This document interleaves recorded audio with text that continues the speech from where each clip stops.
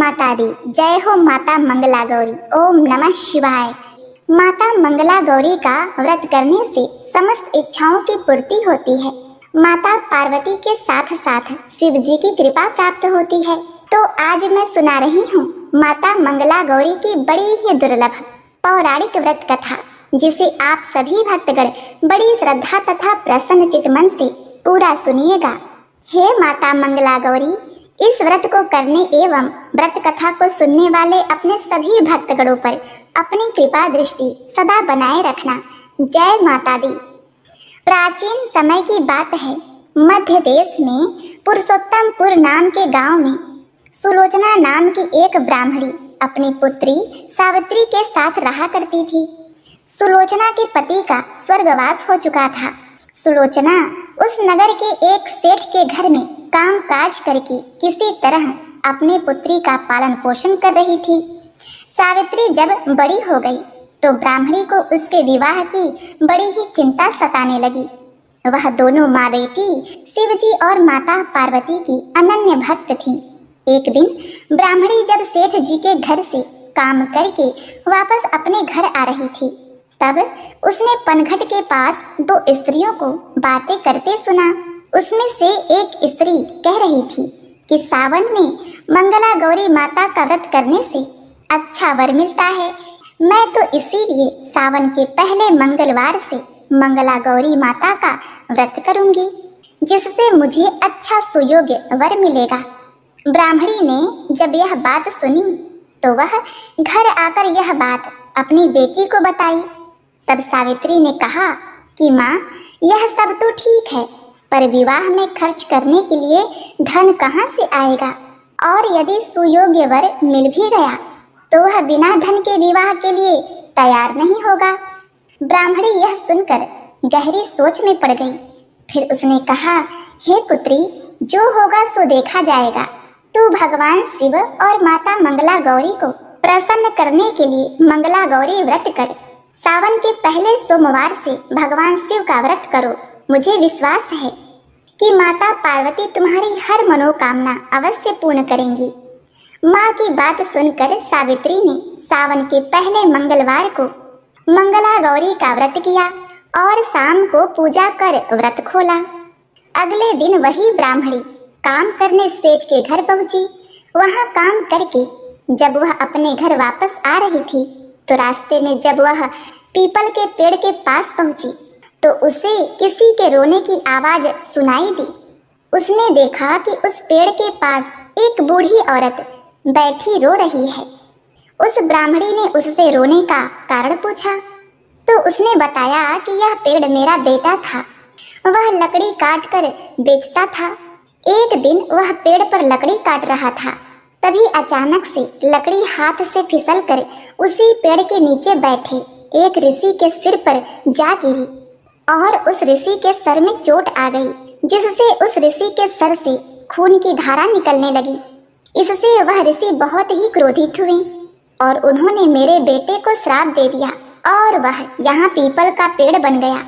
उसी रात मैंने सपने में देखा कि मेरा बेटा रोते हुए वह सारा बात मुझे बता रहा है। तब मैं अगले सुबह मुनि श्री के पास पहुंची और उनसे अपना श्राप वापस लेने के लिए कहा। तब उन्होंने कहा कि हे माते, मैं अपना श्राप तो वापस नहीं ले सकता, परंतु यदि कोई कन्या इस पेड़ से विवाह करे तो उसके पुण्य कर्मों के फल से यह पेड़ इंसान बन जाएगा, परंतु उस कन्या के सारे पुण्य चले जाएंगे, जिसके कारण वह लड़की कुरूप और बीमार हो जाएगी और 1 वर्ष के बाद उसकी मृत्यु भी हो जाएगी।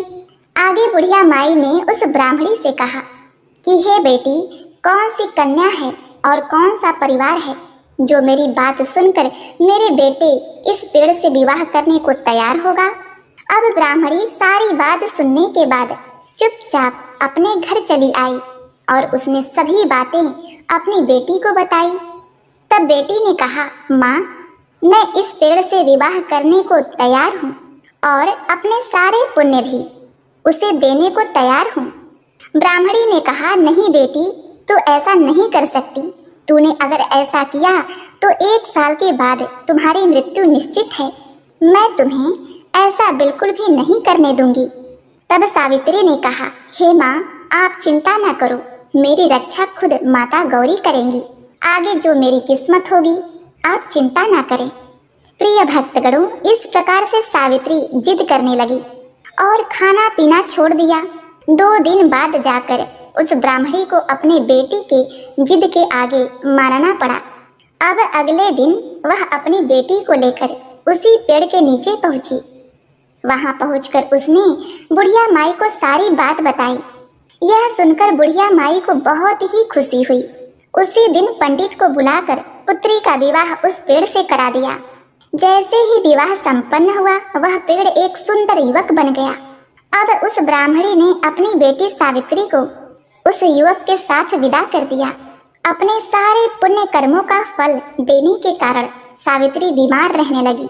उसने अपने ससुराल जाकर भगवान शिव, माता पार्वती की पूजा अर्चना करनी शुरू कर दी। वह बीमारी में भी माता मंगला गौरी का व्रत करती रही। 1 महीने में उसके 5 व्रत पूरे हुए, पर वह बहुत ही कमजोर हो गई थी। उसे पता था कि उसकी मृत्यु निश्चित है, पर वह इस तरीके से घुट घुट कर मरना नहीं चाहती थी। सावित्री ने सोचा, जो मृत्यु 1 साल बाद आनी है, वह कुछ ही दिनों में आ जाए। इसलिए उसने अन्न जल छोड़कर शिव पार्वती की तपस्या शुरू कर दी।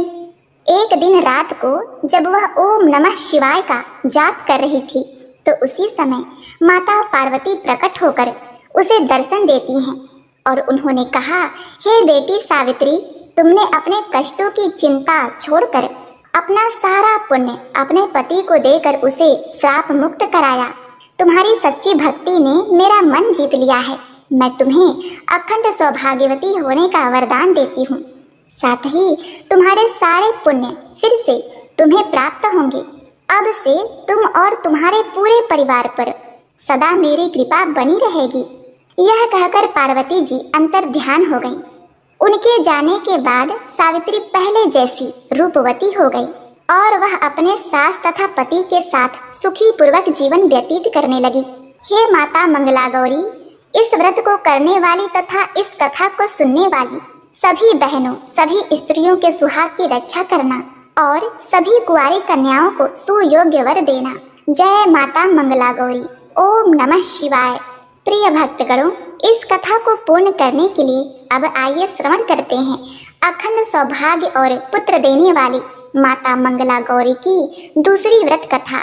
इस व्रत कथा को सुनने के बाद ही यह व्रत पूर्ण माना जाता है। इसे आधा अधूरा छोड़ने से व्यक्ति पाप का भागी बनता है। इसीलिए इस कथा को पूरे अंत तक सुनिएगा। गौरी गौरांगी मैया, शिव की अर्धांगी मैया, मिलके मनाए तुझे पार्वती हो अम्बे, मिलके मनाए तुझे पार्वती। चिंता का नाम रहे ना, आधा कोई काम रहे ना, करके कृपा जो तूने हारती। प्राचीन समय की बात है। पंपापुर नामक गांव में एक बहुत ही धनवान साहूकार अपनी पत्नी के साथ रहा करते थे। वे अत्यंत धनवान और सुखी थे, परंतु उनकी कोई संतान नहीं थी। बस यही दुख उनके मन को कचोटता रहता था। एक दिन साहूकार के घर एक बहुत बड़े ज्ञानी साधु आए। उन्होंने उनका खूब आदर सत्कार किया और अपनी व्यथा सुनाई। तब उस साधु महात्मा ने साहूकार को सावन माह में पड़ने वाले मंगलवार को माता पार्वती की पूजा करने तथा व्रत को करने को कहा। श्रावण माह के पहले मंगलवार से ही सेठानी ने पार्वती जी का पूजन आरंभ कर दिया। उस दिन वह व्रत भी रखती। कई महीनों तक उसने व्रत एवं पूजन किया। उसके भक्ति भाव से माता पार्वती जी प्रसन्न हुई। एक दिन साहूकार को स्वप्न आया कि हे साहूकार, जिस आम के वृक्ष के नीचे गणेश जी बैठे होंगे, उसी आम के वृक्ष का फल तोड़कर तेरी पत्नी को खिला देना, तो अवश्य ही तुझे पुत्र रत्न की प्राप्ति होगी। अब तो साहूकार ऐसे आम के वृक्ष को ढूंढता फिरता। इसी प्रकार से कई जगह पर उसने उस आम के वृक्ष को ढूंढा जहाँ उस पेड़ के नीचे गणेश जी की प्रतिमा हो। तभी उसे एक बागीचे में आम का वृक्ष दिखाई दिया और उसके नीचे गणेश जी की प्रतिमा थी। तब तब उसने फल को तोड़ने के लिए पेड़ पर पत्थर मारे, क्योंकि वह फल अत्यधिक ऊंचाई पर लगे हुए थे। अब आम का फल तो प्राप्त हो गया, परंतु गणेश जी को पत्थर लग जाने से वे बहुत ही कुपित हो गए और उन्होंने श्राप देते हुए कहा, हे स्वार्थी मनुष्य, तूने अपने स्वार्थ के कारण मुझे चोट पहुंचाई है, अतः तुझे भी ऐसे ही चोट लगेगी। माता पार्वती के आशीर्वाद से तुझे पुत्र रत्न की प्राप्ति तो होगी, परंतु सर्पदंश के कारण 21 वर्ष की आयु तक जीवित रहेगा। ऐसी बात सुनकर साहूकार घबरा गया। उस साहूकार ने आम का फल अपनी पत्नी को खिला दिया, परंतु श्री गणेश जी के श्राप देने वाली बात उसने उसे नहीं बतलाई। 9 माह बाद एक अत्यधिक सुंदर बालक का जन्म हुआ। उसका नाम शिवा रखा गया। उन्होंने शिवा के लाड प्यार में कोई कमी नहीं रखी। प्रिय भक्तगणों, अब देखिए, अब धीरे धीरे शिवा 20 वर्ष का हो गया। वह अपने पिता के साथ व्यापार करने जाता। एक दिन व्यापार करके लौटते समय दोनों पिता पुत्र भोजन करने के लिए एक गांव के पास तालाब के किनारे वृक्ष के छांव में बैठ गए और भोजन करने लगे। तदवंतर उस गांव की 2 लड़कियां उस तालाब पर कपड़े धोने आई थी। वे लड़कियां नव यौवना की भांति हंसमुख, फुर्तीली एवं उच्च सभ्य घर की प्रतीत हो रही थी। कपड़े धोते समय वे आपस में वार्तालाप करती जाती। उसमें से मंगला ने कहा, क्यों रे कमला, तुझे याद है मैं कब से मंगलवार को मंगला गौरी का व्रत करती हूँ। अब तो अगले मंगलवार व्रत का उद्यापन भी करूंगी। इस व्रत को करने से मुझे मेरे लायक पति मिलेगा और मैं सुख चैन से रह सकूंगी। ऐसा कहते हुए मंगला ने आगे कहा, हे कमला, तू भी अगले साल श्रावण मास से पहले सोमवार से व्रत रखना आरंभ कर देना, तो तुझे भी मन पसंद वर मिलेगा। यही नहीं, इस व्रत को करने से पति की आयु भी बढ़ती है। तब तो कमला भी व्रत करने को राजी हो गई। अब पेड़ के नीचे भोजन करते समय वे दोनों पिता पुत्र उन लड़कियों की बातें सुन रहे थे। उन लड़कियों के वार्तालाप से सेठ जी ने समझ लिया कि मंगला नाम की लड़की अपने पुत्र के विवाह के लिए सर्वथा उपयुक्त है। अब देखिए, सेठ जी ने अपने पुत्र की मनोकामना जानने के लिए पुत्र से कई तरह की बातें कही। पुत्र भी अपने पिता के विचारों से सहमति प्रकट करता। अतः सेठ ने अपने पुत्र का मंगला के साथ विवाह करने का निश्चय कर लिया और सोचा कि ऐसा होने पर मेरे पुत्र की आयु बढ़ सकती है और कोई अनहोनी घटना भी टल सकती है। अब पिता पुत्र मंगला के पीछे पीछे उसके घर गए। मंगला के पिता भी नामी साहूकार थे। सेठ जी ने मंगला के पिता से अपने पुत्र के विवाह के बारे में बातचीत की। वे मंगला का विवाह शिवा के साथ करने को सहमत हो गए। शुभ मुहूर्त में बड़ी धूमधाम से उनका विवाह संपन्न हो गया।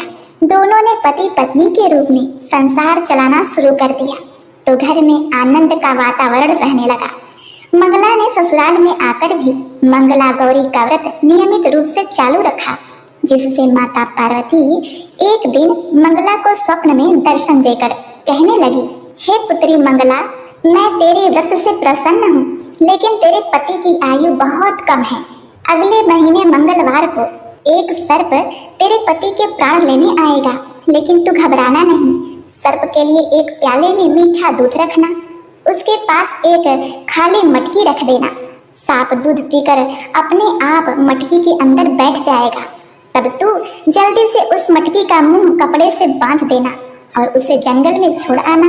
इससे तेरे पति के प्राण बच जाएंगे। प्रिय भक्तगणों, अब देखिए, मंगलवार का दिन आया। मंगला ने किसी को कुछ नहीं बताया और माता पार्वती के कहे अनुसार सारा कार्य कर दिया। माता पार्वती के कृपा से मंगला के पति के प्राण बच गए। इस प्रकार व्रत के प्रभाव से शिवा दोष मुक्त हो गया। जब घर के लोगों को सारी घटना मालूम हुई तो सबने खुशी मनाई। अब तो चारों ओर मंगला का गुणगान होने लगा। गांव की महिलाओं ने मंगला से व्रत का विधि विधान पूछा और व्रत करने लगी। मंगला ने भी अगले मंगलवार को मंगला गौरी व्रत का उद्यापन भव्य रूप से कराया। ब्राह्मणों को भोजन करा, श्रेष्ठ दक्षिणा देकर उनका आशीर्वाद लिया। इस प्रकार मंगला सौभाग्यवती हुई और उसे कुछ दिन पश्चात पुत्र रत्न की प्राप्ति हुई। इस प्रकार साहूकार का घर हरा भरा हो गया। प्रिय भक्तगणों, इस कथा को पूर्ण करने हेतु अब आगे आप सुने भोलेनाथ की सौभाग्य देने वाली सुंदर कथा।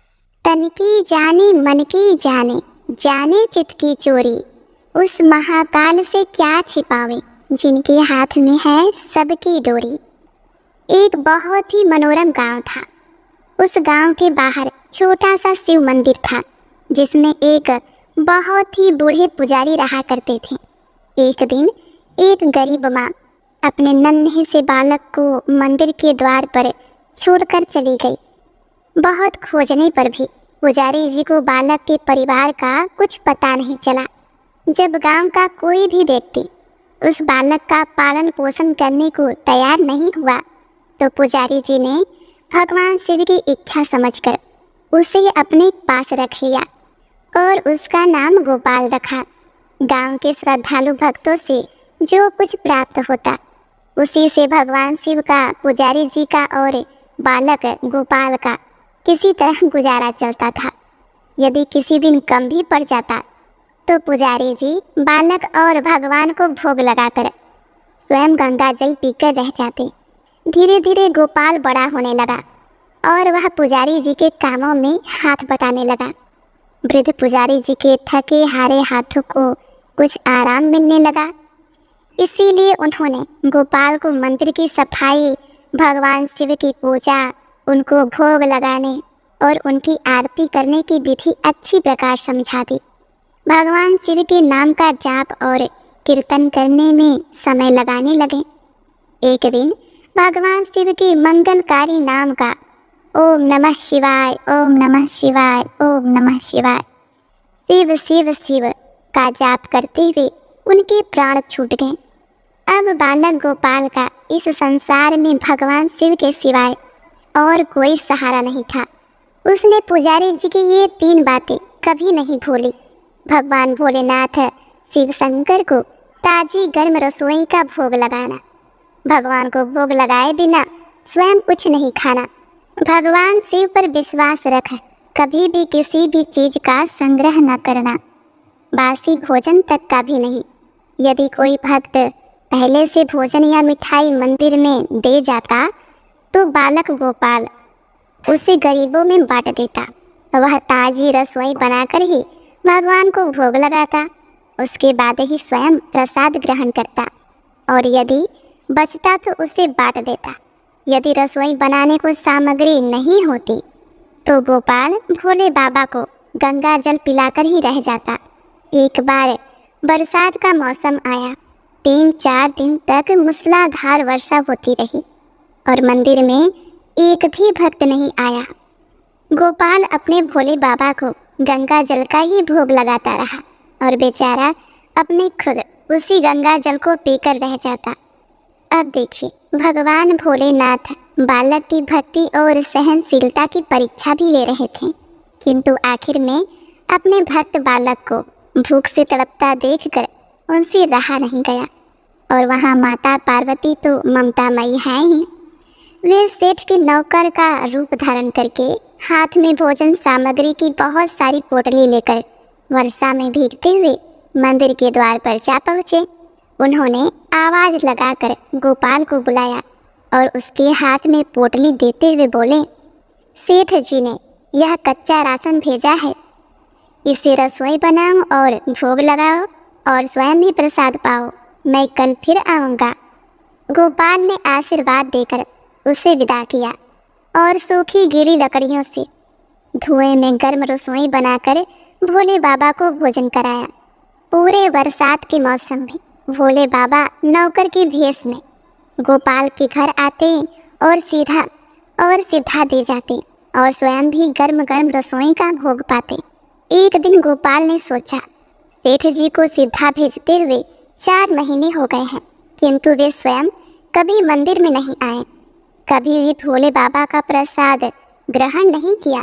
अगले दिन जब भोले बाबा नौकर के भेष में पोटली लेकर आए, तो वह भोला भगत गोपाल बोला, भाई तुम्हारे इतने धर्मात्मा सेठ जी कभी स्वयं मंदिर में प्रसाद लेने नहीं आते, इस कारण मेरा हृदय अत्यंत ही दुखी हो रहा है। अपने सेठ जी से कहना कल वे मंदिर में प्रसाद ग्रहण करने के लिए अवश्य पधारे।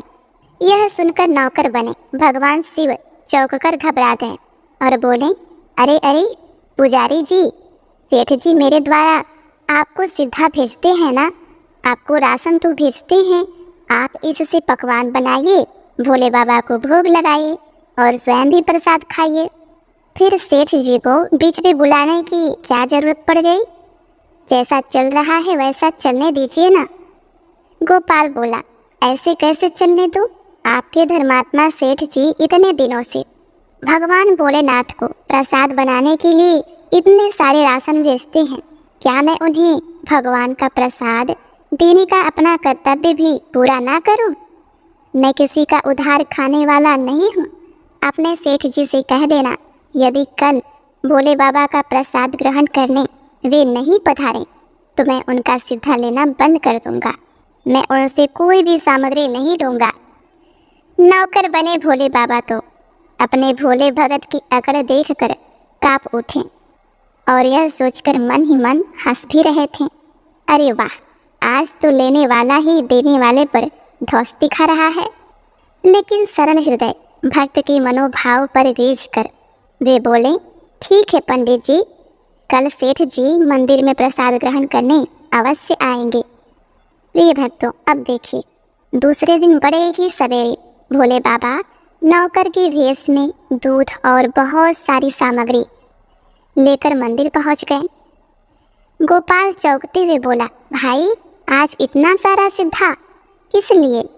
नौकर बने भोले बाबा बोले, पुजारी जी भूल गए क्या, आज आपने सेठ जी को प्रसाद के लिए बुलाया है, इसलिए आप बड़े ही मन से स्वादिष्ट रसोई बनाइए और भोले बाबा को भोग लगाइए। और हाँ, यह तो बता दीजिए कि सेठ जी किस समय पधारे। गोपाल प्रसन्न होकर उन्हें सेठ जी के आने का समय बता दिया। अब भोला भगत की इच्छा पूर्ण करने के लिए भोलेनाथ कैलाश पर सेठ जी का रूप धारण करने लगे। उधर अपने स्वामी को अपने प्यारे भक्त के यहाँ खाने पर जाने का समाचार सुनकर ममतामयी अन्नपूर्णा माँ पार्वती भी भला कैसे पीछे रह सकती थी। वे भी पति की आज्ञा लेकर सेठानी जी का रूप धारण करने में जुट गई। भोले बाबा ने अपने गले में मुंडों की माला उतार दी, शरीर पर लगी भस्म, कमर पर पहना हुआ बाघंबर, बाहों और कानों में पहने सर्पों के हार भी उतार दिए।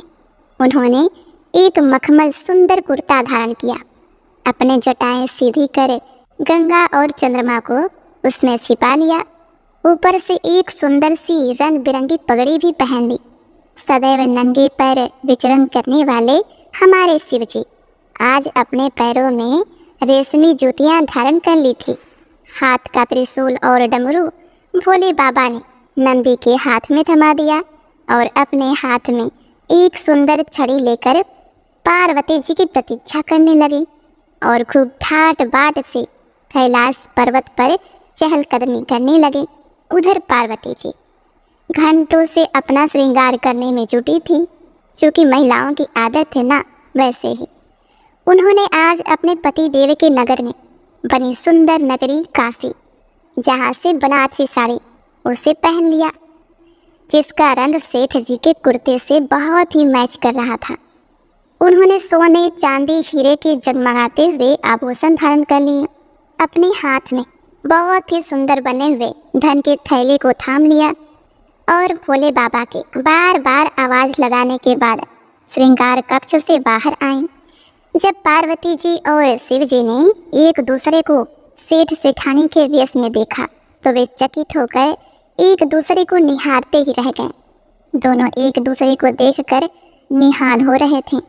कभी एक दूसरे का ऐसा स्वरूप नहीं देखा था। जब भगवान गौरी शंकर सेठ सेठानी का रूप धारण कर कैलाश से अपने भक्त के यहाँ दावत उड़ाने चले तो गणेश जी और कार्तिकेय भगवान, नंदी जी, ऋषि मुनि, देवता देवांगनाएं उन्हें देखकर ठगे से रह गए। उनकी भी तो इच्छा थी, परंतु क्या करते, बुलावा तो सिर्फ सेठ जी और सेठानी जी रूपी भगवान शिव जी माता पार्वती को था।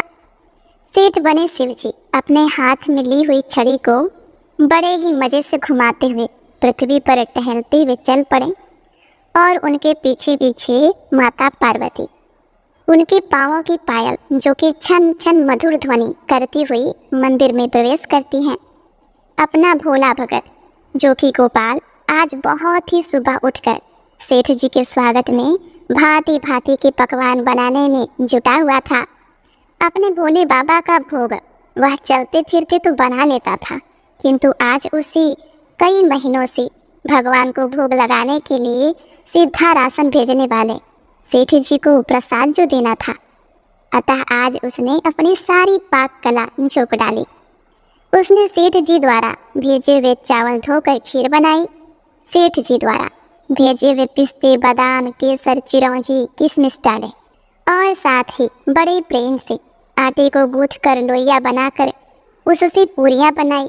रसोई बनाकर भोला भगत पुनः स्नान करने चला गया ताकि स्वच्छ वस्त्र पहनकर भोले बाबा को भोग लगा सके और सेठ जी उसका प्रसाद पा सकें। जब भोला भगत गोपाल स्नान करके लौटा तो देखा सेठ जी प्रसाद ग्रहण करने के लिए स्वयं तो आए ही हैं, संग में अपने सेठानी जी को भी लाए हैं। दोनों का आदर सत्कार किया, उन्हें आसन देकर बैठाया और बोला, मैं अभी भगवान को भोग लगाकर आता हूँ, फिर आपको प्रसाद परोसूंगा। भावना के भूखे भोले बाबा से भूख सहन नहीं हो पा रही थी, इसलिए वे बोले, पुजारी जी भगवान को जल्दी से भोग लगाकर आइए, मुझे भूख सहन नहीं हो रही। भोला भगत गोपाल बोला, सेठ जी भूख तो मुझे भी बड़ी जोर से लगी है, किंतु मैं अपनी भूख के कारण अपने भगवान को भोग लगाना थोड़े ही भूलता।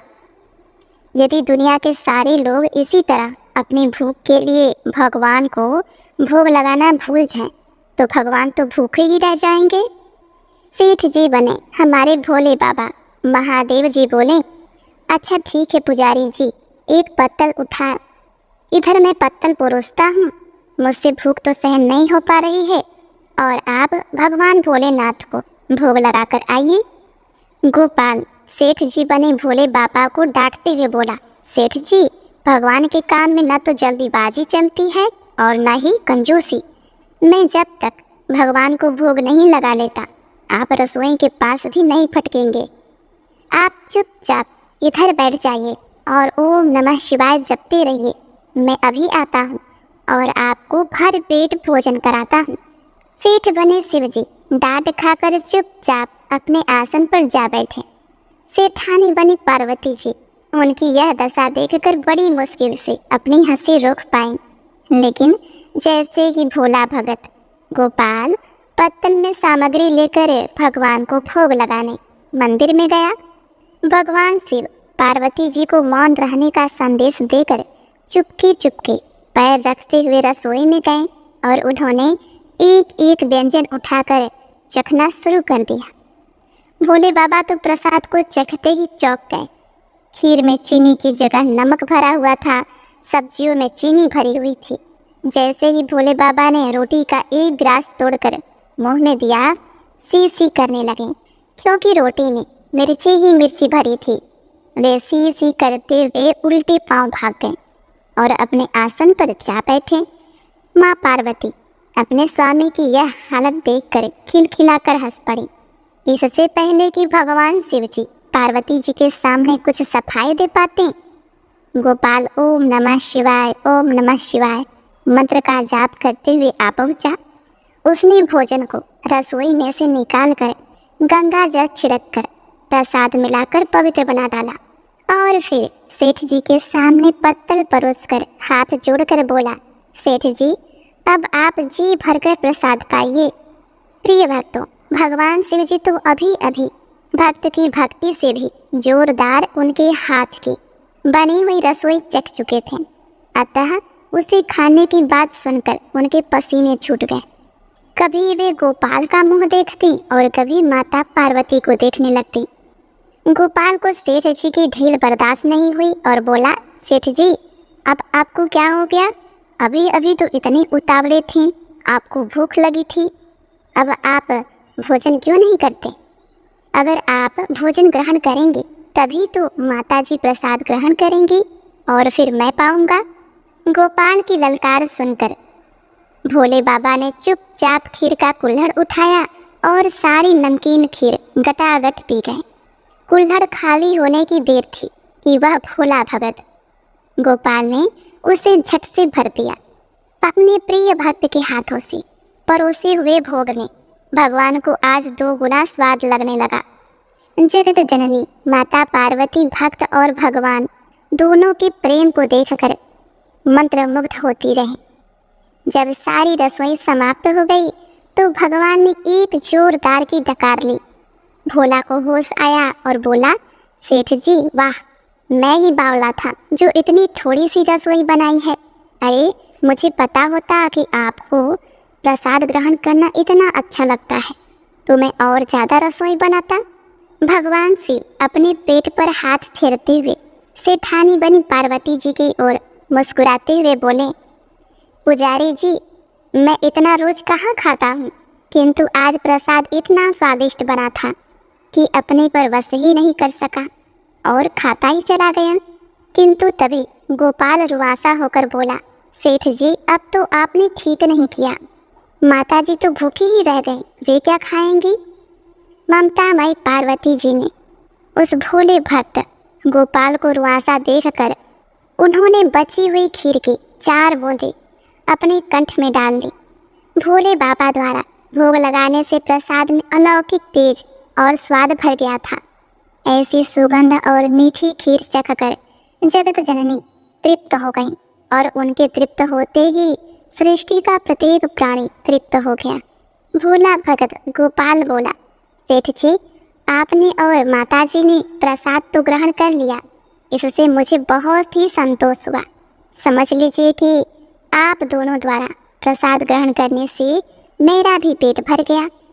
मेरी तो वैसे भी महीने में 4 एकादशी हो जाती है, किंतु मैं भी एक दाना ले ही लेता हूँ, जिससे कि भगवान के प्रसाद का अनादर न हो। यह कहकर जैसे ही गोपाल ने खीर के पात्र में लगा चावल का एक दाना उठाकर अपने कंठ में डाला, उसकी जन्म जन्मांतर की भूख प्यास मिट गई और समस्त वासनाओं और इच्छाओं की तृप्ति हो गई। उसके ज्ञान के नेत्र खुल गए और उसने देखा उसके सामने त्रिलोकनाथ भगवान शंकर और जगत जननी पार्वती जी आशीर्वाद मुद्रा में मुस्कुराते हुए खड़े हैं। गोपाल दौड़कर उनके चरणों में लौटता गया और भक्तिपूर्वक अपनी अश्रुधारा बहाता गया।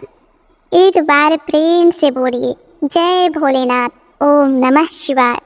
हे भगवान शिव शंकर, जिस प्रकार आपने अपने उस भोले भक्त को दिया, उसे दर्शन दिया, उसे कृतार्थ किया, वैसे ही अपने सभी भक्तों को करना। कहानी सुनने वाले, पढ़ने वाले और हुंकारा भरने वाले सबका कल्याण करना। ओम नमः शिवाय। जय माता जगत जननी, जय पार्वती माँ।